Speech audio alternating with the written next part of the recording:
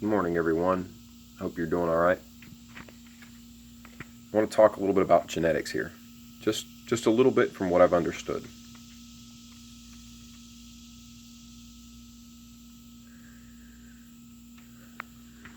From what I understand about computers, everything in the programming code is designed to work with every aspect of a computer. If we ourselves are computers, our brain being our hard drive and our RAM and our memory and things like that. Our genetic code is our programming code. So when the egg and the sperm meet, chromosomes are exchanged. The programming is already there as to how long your hair is going to be and what color it's going to be and whether or not you're going to be able to grow facial hair and the shape of your nose, the design of your skull. All these things are written in the genetic code. The same goes for the action or the programming to draw your first breath when you're born. To open your eyes, and even down to our basic senses, your smell, your taste, your sight, your hearing, your touch, as well as many other senses that a lot of people have, though some don't. These things are written in your hardware. It is your factory programming. Now, our factory programming is decided before we even grow. And we can call that God, we can call that nature.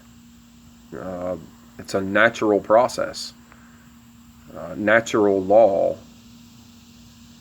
And it applies to every single living thing on the planet.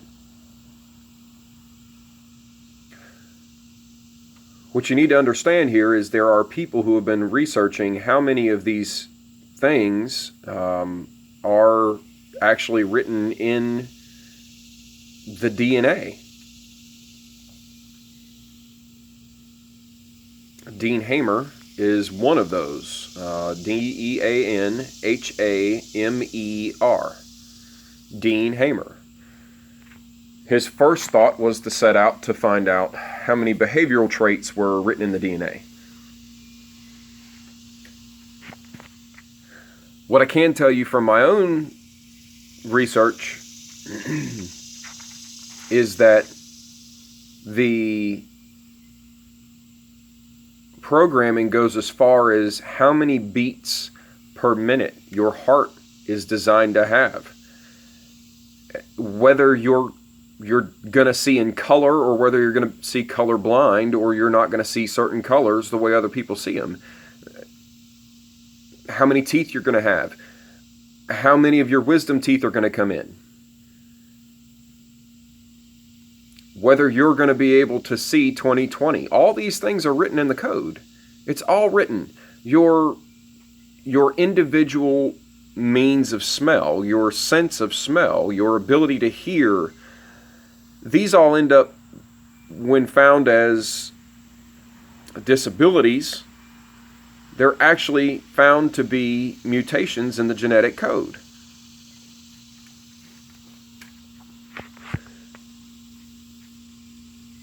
So yes, you can, as science is proving today, you can turn these things on and off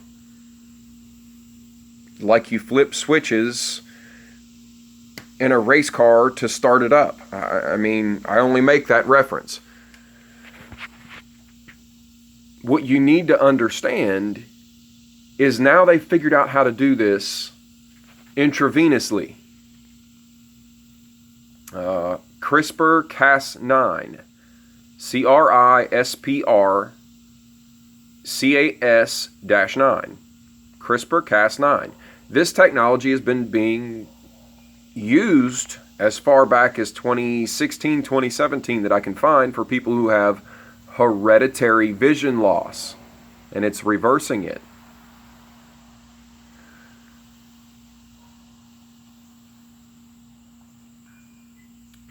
We all say there's a reason for everything. There's a reason why people are born with disabilities. There's a reason why people are born blind. There's a reason why people are born deaf.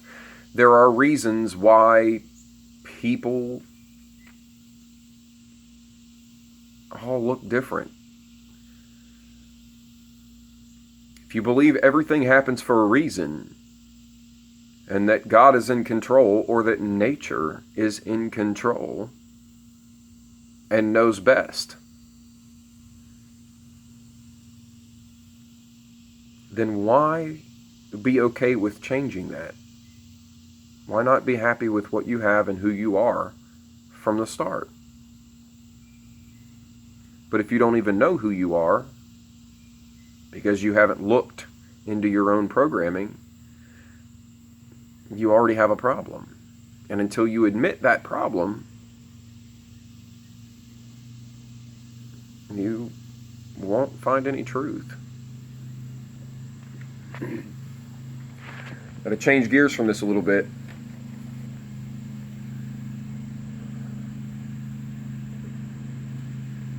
There's a certain thing that they've named as a genetic application.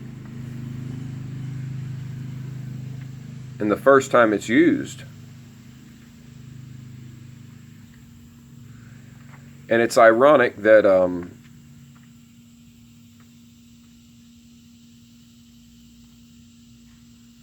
to me it's ironic that so many people are having such a broad range of symptoms and reactions. It definitely has me considering that there has been an airborne particulate released into the atmosphere, and that has also carried this technology in it. There's a technology that's been used probably since 91 or 93, and it's called smart dust. Since its inception back then, when they were the size of USB flash drives, and they would drop these over certain areas, whether it be somewhere like Mount St. Helens or Mount Etna, or across a broad range of California and Yellowstone, to monitor ground level changes and to monitor temperature changes and barometric pressure and things like that. Today, in 2001, these particles are smaller than a grain of pepper, ground pepper, or smaller. Transistors, electronic components, have now been reduced to 1 nanometer in size.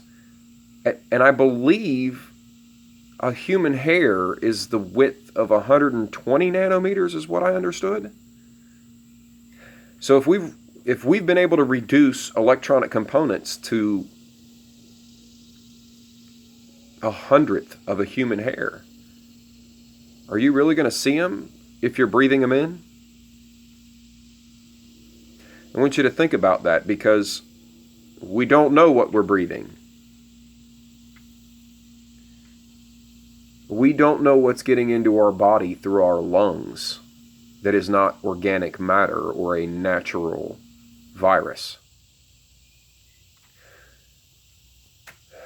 So CRISPR-Cas9 is typically input into the body by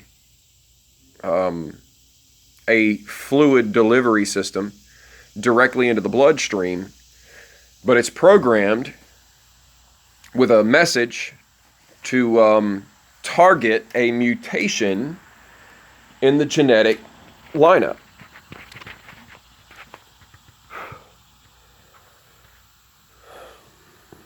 It's done in a controlled environment or lab, operating room, if you will. But they're able to program this material with a message to go in and repair or replace a mutated genome with a revised version.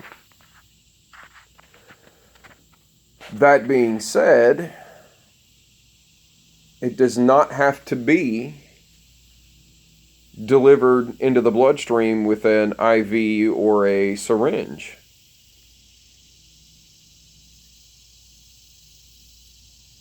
It can also enter the body through rain, through your pores.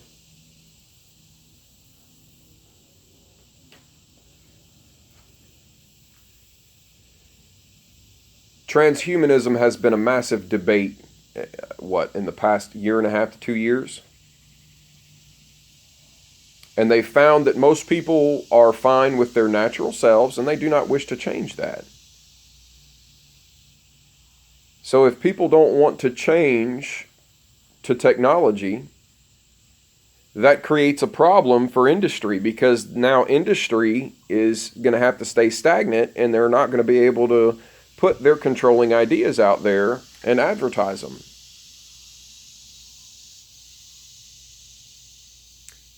CRISPR-Cas9 could be a great tool if it was in the hands of honest individuals that were not already plagued with greed and the need or the want to have control and to get more and more money that these people would never be able to spend in their entire lives.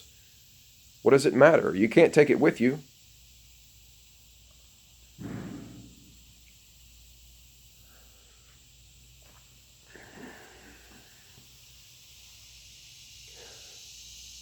What I want you to understand here is these tools in the hands of defense network or defense departments and greedy billionaires that only care about them first, or one people first, those are the ones that this becomes a weapon in the hands of.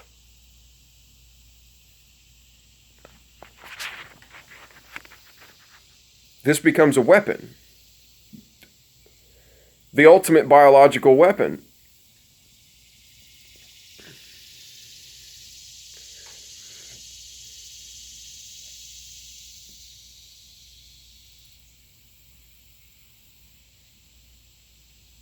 And a weapon that people are willing to have used against them.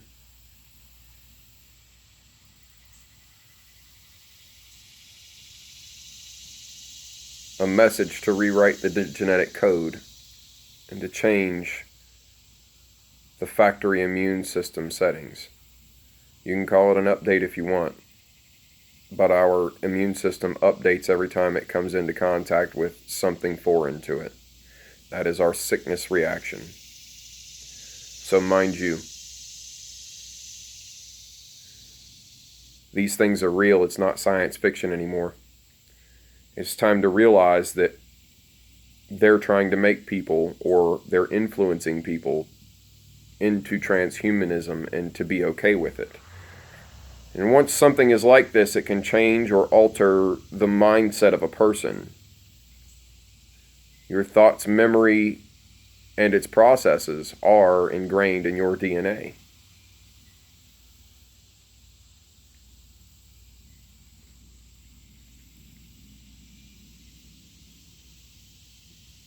So it is up to you, and it is your choice and your decision.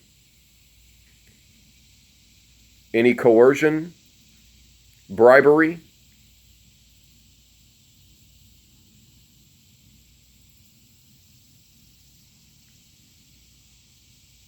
should startle you completely.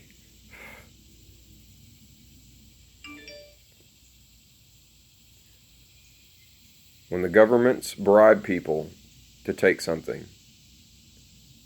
That is a necessary means of promoting something that they want. You can feel free to look any of this up and do your own research.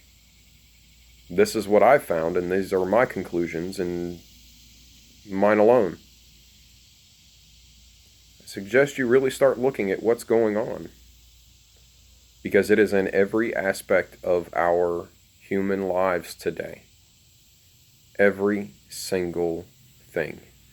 From politics to movies to environment. It's everywhere. And it is there with the objective to take over natural processes.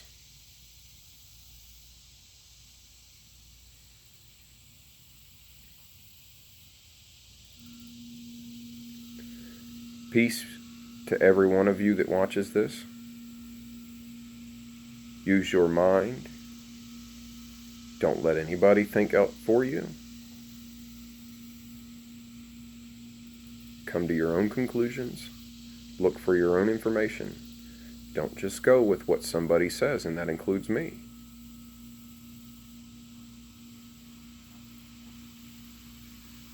The natural laws will remain, whether we do or not. Work with nature or work against it. That choice will determine whether you remain or not.